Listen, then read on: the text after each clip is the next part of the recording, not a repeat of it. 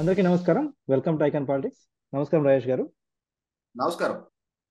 Sir, ఆ, నారా భువనేశ్వర్ గారు ఇంతవరకు ఎప్పుడు ప్రజల్లోకి రాలేదు, ప్రజా జీవితంలోకి అసలు రాలేదు.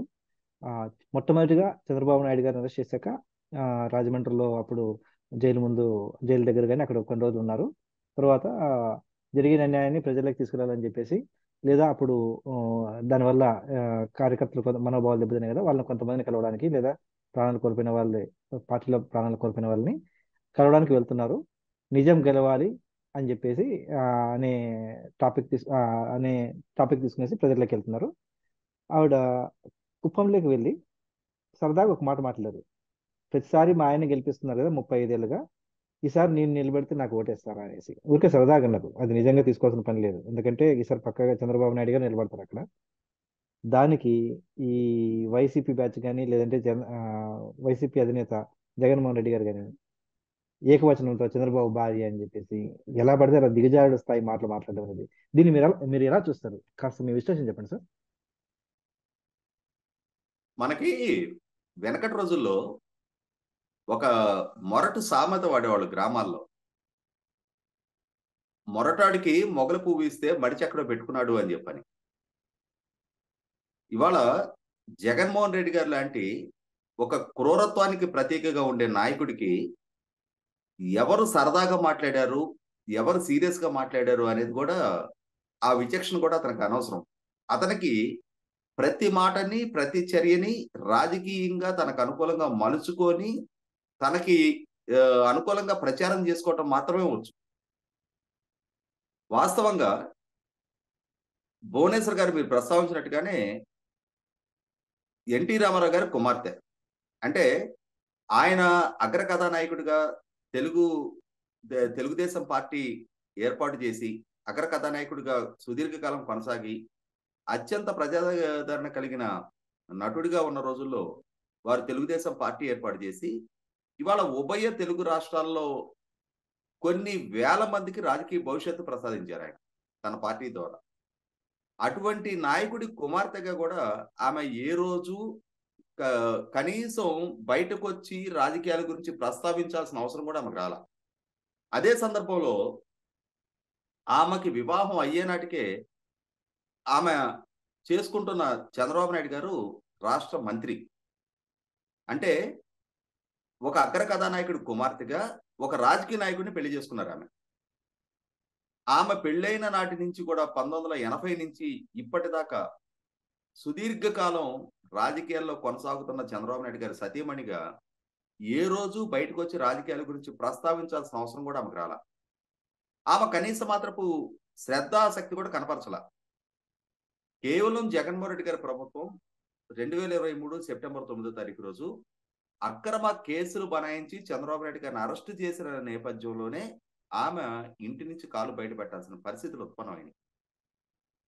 చంద్రబాబు నాయుడు గారిని రాజమండ్రి సెంట్రల్ జైల్లో ఉంచిన తర్వాత చంద్రబాబు నాయుడు గారికి సమీపంలో ఉండాలనే ఉద్దేశంతోటి భువనేశ్వర్ గారు కూడా రాజమండ్రిలోనే కొన్నాళ్ళు ఉన్నారు.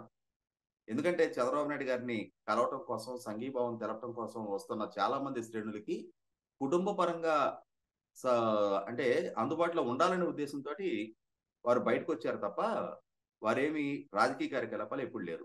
కానీ ఇదే జగన్మోహన్ రెడ్డి గారి ప్రభుత్వం అత్యంత జుగుప్సాకరంగా గత సంవత్సరమో, అంతకు ముందు సంవత్సరమో అసెంబ్లీ సమావేశాల్లో భువనేశ్వర్ గారి ప్రస్తావన తీసుకొచ్చి ఎంత సంస్కారహీనపు వ్యాఖ్యలు చేసింది చూసాం మనం. కనీసం సభానాయకుడిగా ఉన్న జగన్మోహన్ రెడ్డి, ఆ పార్టీ అధినేత, రాష్ట్ర ముఖ్యమంత్రి, తన పార్టీకి సంబంధించిన చట్టసభకి ఎన్నికైన శాసనసభ్యులు, వివిధ హోదాల్లో ఉన్నవాళ్ళు ఇంత జుగుప్సాకరమైన ప్రస్తావనలు తెస్తుంటే ఇది తప్పు, మన మహిళల గురించి ఇటువంటి వ్యాఖ్యలు చేయకూడదు అని చెప్పని కూడా కట్టడి చేయకుండా ముసిముసిలు నవ్వులు నవ్వుకుంటూ వాళ్ళు చేస్తున్న వ్యాఖ్యలను ఎంజాయ్ చేసిన తీరు చూసాం.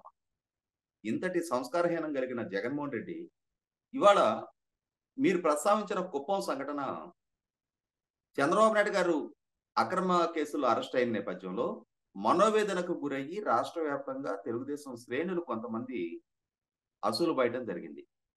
అటువంటి కుటుంబాలకు అండగా నిలబడాలి అని చెప్పిన ఉద్దేశంతో తమ పట్ల ఆరాధన, ప్రేమ వ్యక్తం చేస్తూ మనోవేదనకు గురయ్యి కొంతమంది ప్రాణాలు కోల్పోయారు కాబట్టి ఆ కుటుంబాలు అనాథలుగా మారకూడదనే ఉద్దేశంతో వాళ్ళకి కృతజ్ఞత తెలియజేయడం తమ కర్తవ్యంగా భావించిన భువనేశ్వర్ గారు రాష్ట్ర వ్యాప్తంగా నిజం గెలవాలి పేరుతోటి ఎవరెవరైతే అట్లా అసూలు బాసిన కుటుంబాలు ఉన్నాయో వాళ్ళందరికీ కూడా తమ కుటుంబం తరపున సహాయ సహకారాలు అందిస్తూ పర్యటన చేస్తా ఉన్నారు.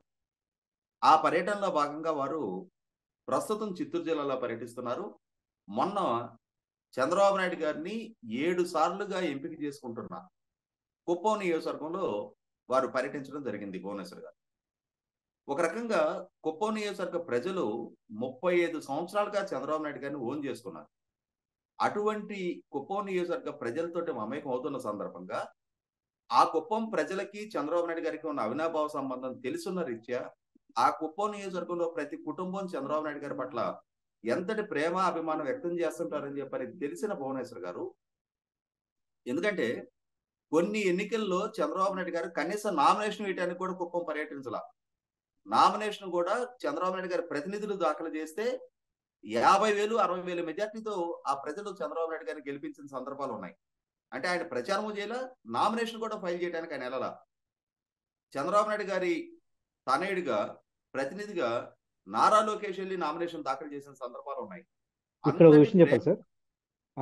అక్కడ కుప్పంలో ఏంటంటే వాళ్ళు తన కుటుంబ సభ్యులుగా భావిస్తూ ఆమె 35 సంవత్సరాలుగా మీరు చంద్రబాబు నాయుడు గారిని ఆదరిస్తున్నారు కదా, ఈసారి నేను సరదాగా ఒక ప్రస్తావన చేస్తున్నా అని చెప్పని బిగించేసి ఆమె మాట్లాడారు. దీన్ని సరదాగా తీసుకోండి అని చెప్పని. మీరు 35 సంవత్సరాలుగా చంద్రబాబు నాయుడు గారి పట్ల ఆదరణ చూపిస్తున్నారు కదా, ఈసారి నేను పోటీ చేద్దాం అనుకుంటున్నా, మీరు నన్ను గెలిపిస్తారా, నన్ను ఆదరిస్తారా అని చెప్పని నవ్వుతూ ప్రశ్నించారు. దానికి ఆ ప్రజలందరూ కూడా హర్షాతిరేకాలు వ్యక్తం చేశారు. వ్యక్తం చేసిన తర్వాత ఆమె మరొకసారి మీరు నన్ను ఎంచుకుంటారా, చంద్రబాబు నాయుడు గారిని ఎంచుకుంటారా అన్నప్పుడు వాళ్ళు నాకు మద్దతు తెలిపేది ఎవరు చేయొద్దండి అంటే అందరూ తమకు చేయెత్తారు. చంద్రబాబు నాయుడు గారికి మద్దతు తెలిపే వాళ్ళు ఎవరు చేయొద్దండి అంటే అందరూ మళ్ళీ నవ్వుతూ చంద్రబాబు నాయుడు గారికి కూడా చేయెత్తడం జరిగింది. మీరు నన్ను చంద్రబాబు నాయుడు గారిని ఇద్దరిని ఎంచుకుంటే ఎట్లా, ఎవరో ఒకరిని ఎంచుకోవాలి కదా అన్నప్పుడు మాకు ఇద్దరు కావాలి, మీరిద్దరూ ఉండాలి అని చెప్పని వాళ్ళు వాళ్ళ ప్రేమను వ్యక్తం చేయడం జరిగింది. ఆమె చాలా సంతోషంతో మనం ఎప్పుడూ సీరియస్ విషయాలకే కాదు అప్పుడప్పుడు సరదాగా నవ్వుతా కూడా ఉండాల్సిన అవసరాలు ఉంటాయి. నేను ఒక జోకుగా దీన్ని ప్రస్తావిస్తున్నా. మీ ప్రేమ నాకు తెలుసు, చంద్రబాబు నాయుడు గారి పట్ల ఎంతటి ప్రేమాభిమానాలు వ్యక్తం చేస్తారు అనేది, కాబట్టే మిమ్మల్ని మా కుటుంబ సభ్యులుగా భావిస్తుంటాము అని చెప్పని ఆమె అంటే ప్రసంగించడం జరిగింది. ఇటువంటి ఒక సరదా సన్నివేశాన్ని, అందరూ హ్యాపీగా ఫీల్ అయిన సన్నివేశాన్ని ఒక రాజకీయ వివాదంగా మలచడం అనేది వైసీపీ పార్టీకి వాళ్ళ సోషల్ మీడియాకే చెల్లుబాటు. వాళ్ళు కట్ అండ్ పేస్ట్ చేసి ఈసారి చంద్రబాబు నాయుడు గారు నిలబడ్డు, నేను నిలబడతాను అని చెప్పని భువనేశ్వర్ గారు కుప్పంలో ప్రకటించేశారు అని చెప్పని మొన్నటి నుంచి ట్రోల్ చేస్తా ఉన్నారు.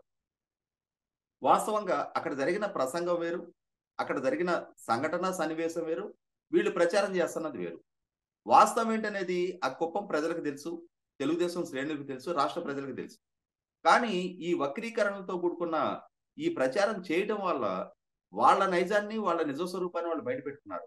ఎట్లయితే ప్రతి సందర్భంలో కూడా మొన్న గమనించాం, చంద్రబాబు నాయుడు గారు ఢిల్లీ పర్యటనకు వెళ్తున్నారు అనగానే అమిత్ షా గారి కాళ్ళు మొక్కినట్టుగా ఒక మార్ఫింగ్ ఫోటోని ఏ విధంగా అయితే వే న్యూస్లు వాళ్ళ లోగో పెట్టి ఏ విధంగా అయితే ప్రచారం చేశారో అదే విధంగా మార్ఫింగ్ ఫోటోలు, మార్ఫింగ్ వీడియోలతోటి వీళ్ళ బతుకు మొత్తం కూడా వాటితోటే గడిపేస్తా ఉన్నారు.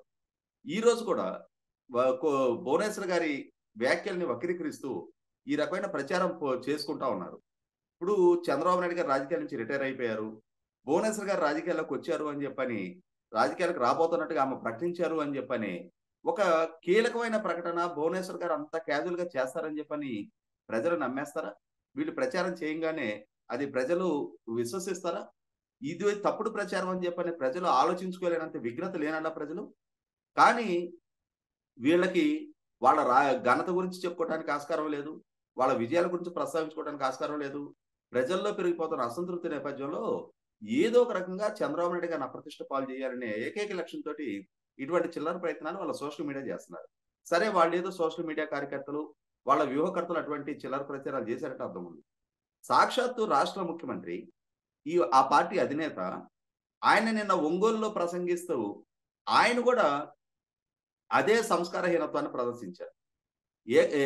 ఆయన ఏకంగా కనీసం వయసుకి, స్థాయికి కూడా గౌరవం మర్యాద ఇవ్వకుండా మహిళల గురించి ప్రస్తావించే సందర్భంగా కనీస మాత్రపు మర్యాద పాటించని, గౌరవాన్ని వ్యక్తం చేయని ముఖ్యమంత్రి బహుశా ఈ రాష్ట్రంలో ఒక జగన్మోహన్ రెడ్డి తప్ప గతంలోనూ చూడలేదు, భవిష్యత్తులో కూడా చూడబోం మనం.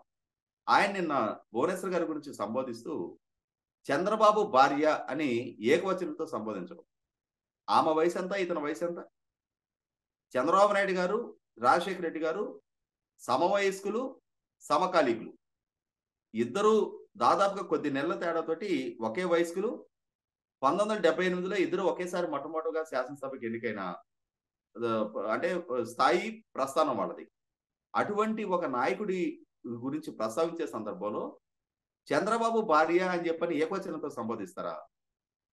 అట్లా సంబోధించి అతని సంస్కార స్థాయిని అతనే బయట పెట్టుకున్నాడు.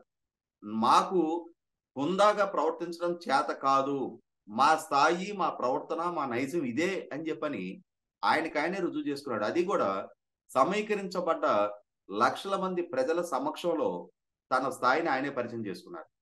అటువంటి చంద్రబాబు భార్య నేను సై సిద్ధం అని అంటుంటే సై సై అనటం చేతగాక మా ఆయన బై బై అని అంటుంది అని చెప్పని, అంటే ఇటువంటి చిల్లర ప్రస్తావనలు తీసుకురావడం ద్వారా ఒక సరదాగా జరిగిన ఒక సన్నివేశాన్ని వక్రీకరించి ప్రజలకు తప్పుడు సమాచారం ఇవ్వటం ద్వారా జగన్మోహన్ రెడ్డి గారు వాళ్ళ సోషల్ మీడియా కన్నా ఈయనేం తక్కువ కాదు, వాళ్ళు చేసే విష ప్రచారాలు, వక్రీకరణ సమాచారాలు, వాళ్ళ ద్వారా చేసే తప్పుడు ప్రచారాలకి జగన్మోహన్ రెడ్డి గారు ఏమి అతీతం కాదు, అదే వరవడి ఈయన ఆశీస్సులు, ఆదేశాలతోటే వాళ్ళు కూడా ఆ వైఖరి ఎంచుకుంటున్నారు అని చెప్పని నిన్న జగన్మోహన్ రెడ్డి గారి ప్రసంగం విన్న తర్వాత రాష్ట్రానికి ఒక క్లారిటీ వచ్చింది, రాష్ట్ర ప్రజలకు ఒక క్లారిటీ వచ్చింది.